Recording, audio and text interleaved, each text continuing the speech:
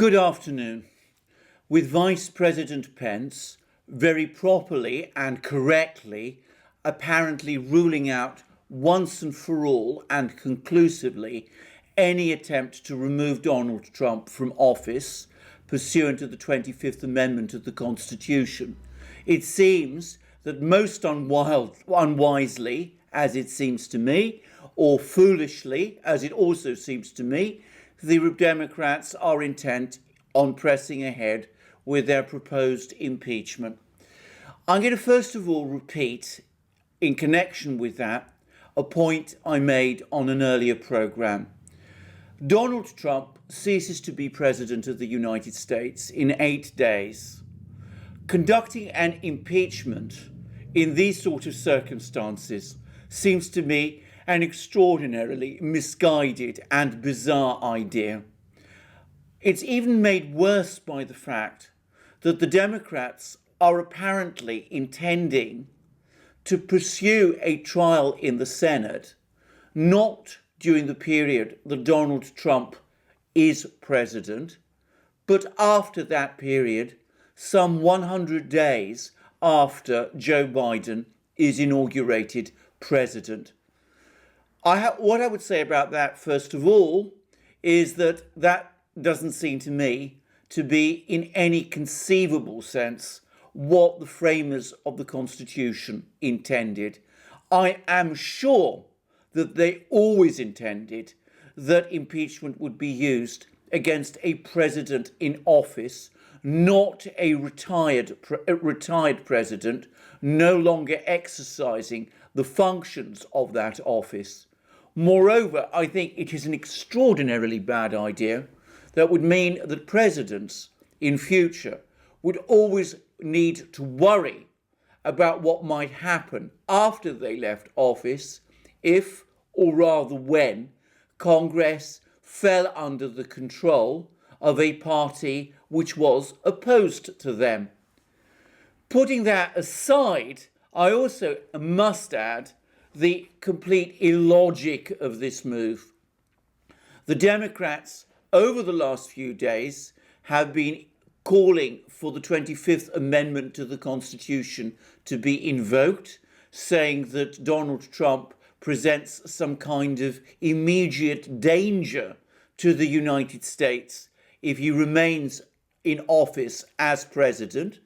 They've called on Vice President Pence to exercise the 25th Amendment immediately. And in the grounds of impeachment, the articles of impeachment they've circulated, they even say that it is urgent to remove Donald Trump from office because of the danger he supposedly represents to the United States. How is that to be reconciled with an impeachment that's actually going to be delayed many months, 100 days after Donald Trump ceases to be president? It's completely illogical. It makes no sense. It is, in fact, a nonsense, and it shouldn't be done. But putting all that aside, there are fundamental problems with the impeachment itself. And that is what I now want briefly to touch upon. In an earlier program I did for this channel, I explained why, in my opinion, incitement, with the criminal offence of incitement, which some people have alleged Donald Trump committed on 6 January 2021, when he addressed a protest rally in Washington, simply doesn't stack up, and that no court would convict Donald Trump on that basis. I understand that that is the consensus of most of the legal community, and those American lawyers I am familiar with, such as Jonathan Turley and Andrew McCarthy, take the same view. Both of them think that a prosecution of Donald Trump on incitement grounds faces insurmountable problems. Nonetheless, That is the allegation that is made in the impeachment, the draft impeachment articles. The articles of impeachment specifically refer to Donald Trump having committed incitement to insurrection. That, if those grounds of impeachment mean anything, would presumably mean that the Democrats have taken it upon themselves to try to prove in a trial in the Senate that Donald Trump is guilty of that crime of incitement which the legal community of the United States and attorneys like Jonathan Turley and Andrew McCarthy say no court would convict him of. It seems to me that this is a completely misjudged move, and it shows why this impeachment on its face should fail.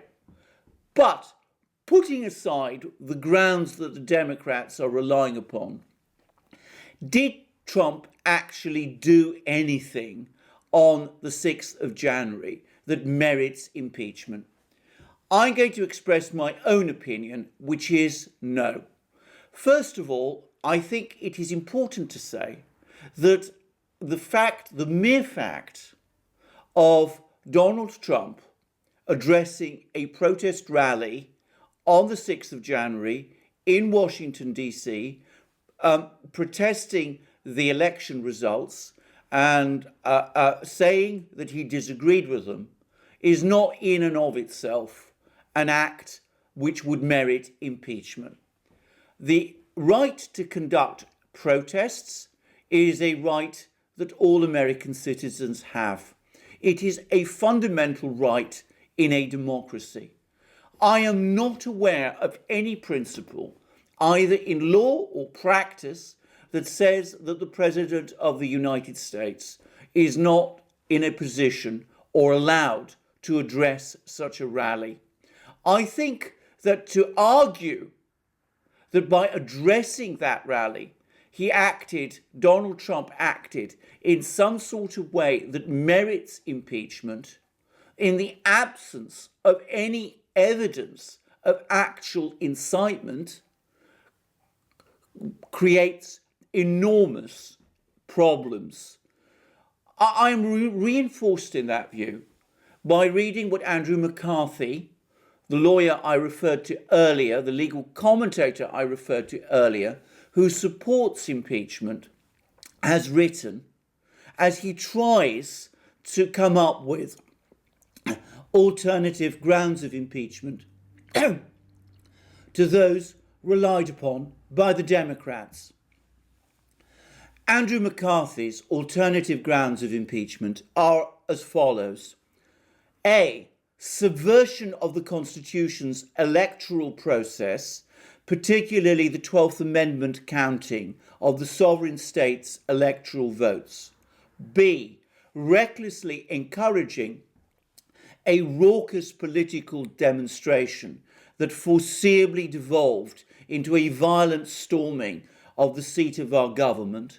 And C, depraved interference to the welfare of the Vice President, Congress, security personnel, and other Americans who were in and around the Capitol on January 6th.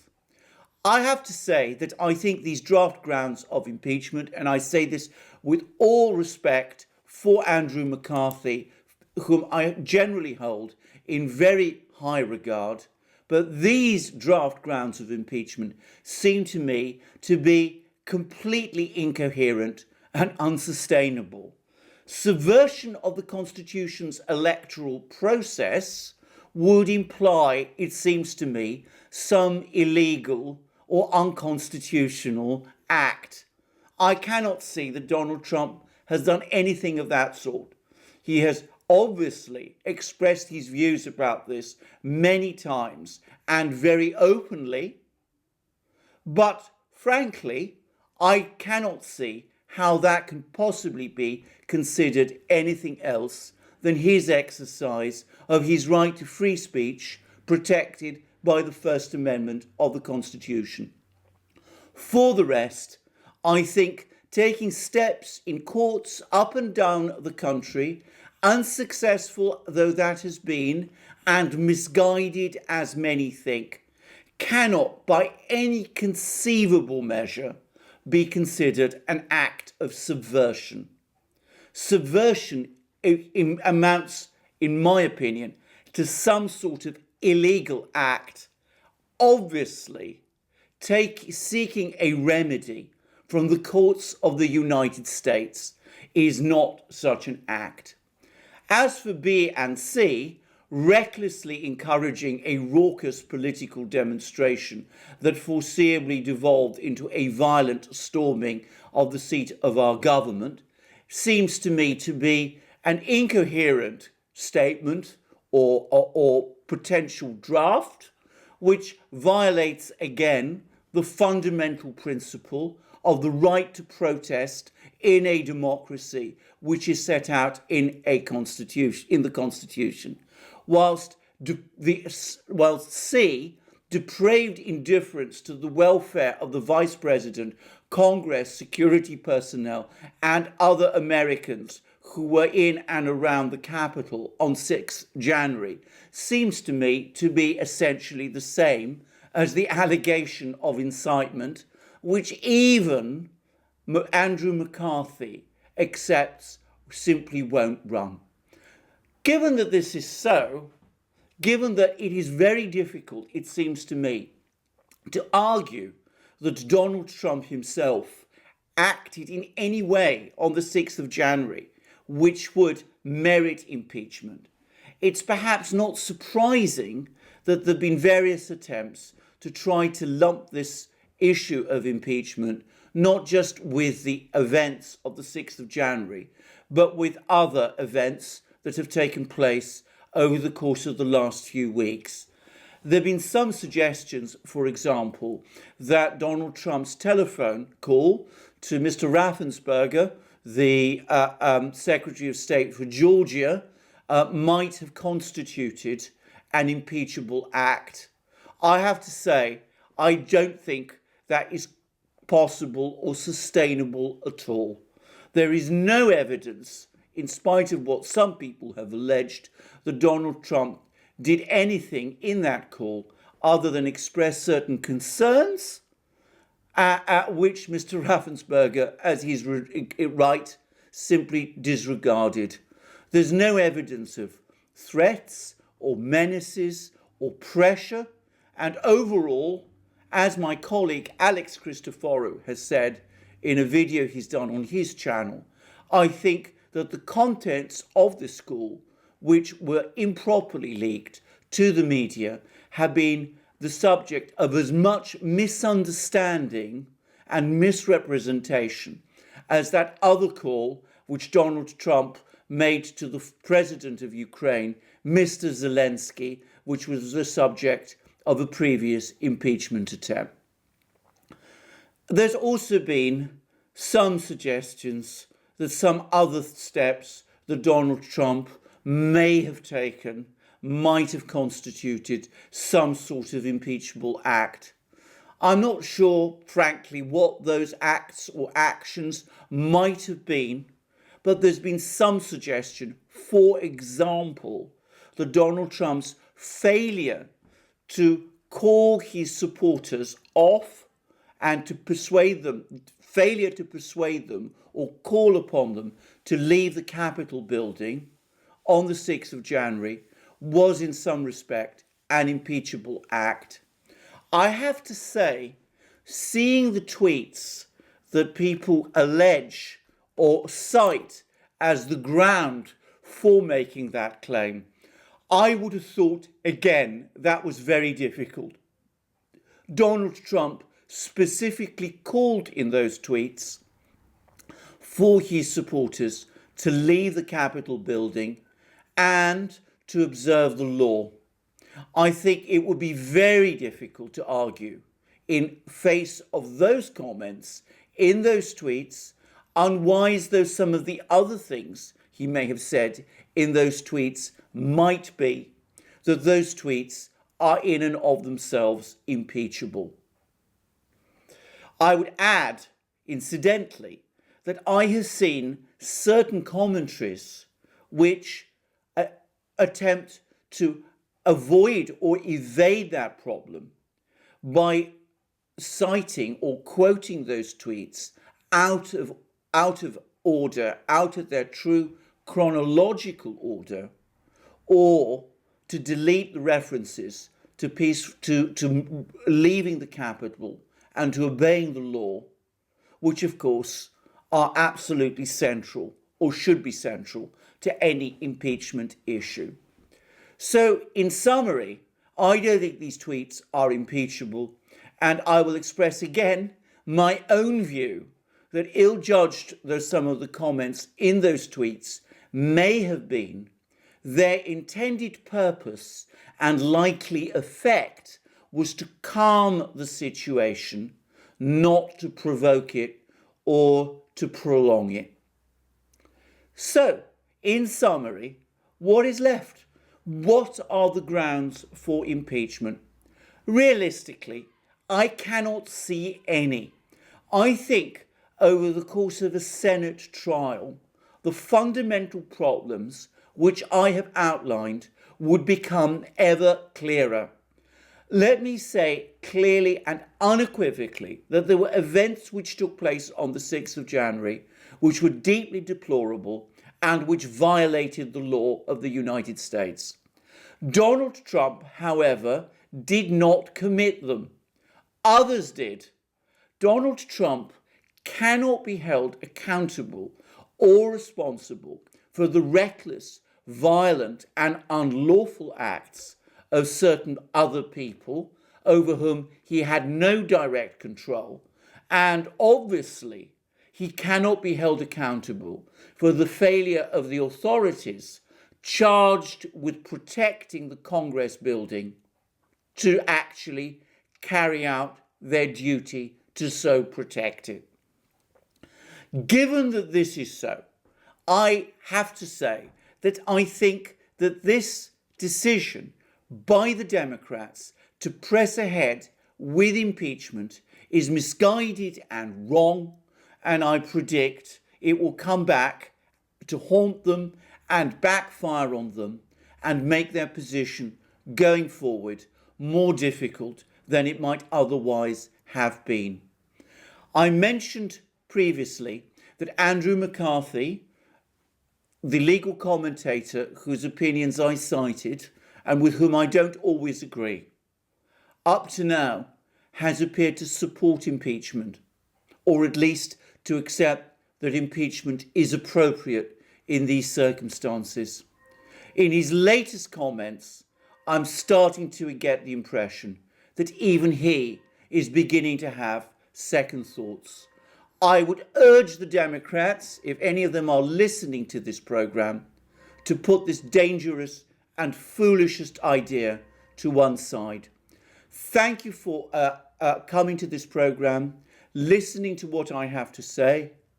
Please remember to check out our main channel, the Duran, where I appear with my colleague Alex Christoforou. Please also check out Alex's own channel. You will find links under this video.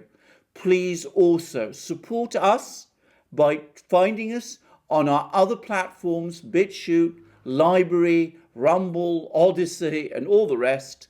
And please also support us by coming to our Duran shop, buying the wonderful products you will see there, our famous mugs, our wonderful t-shirts, our sweatshirts, our hoodies, our hats, and please also remember to support us through Patreon, Subscribestar, and PayPal.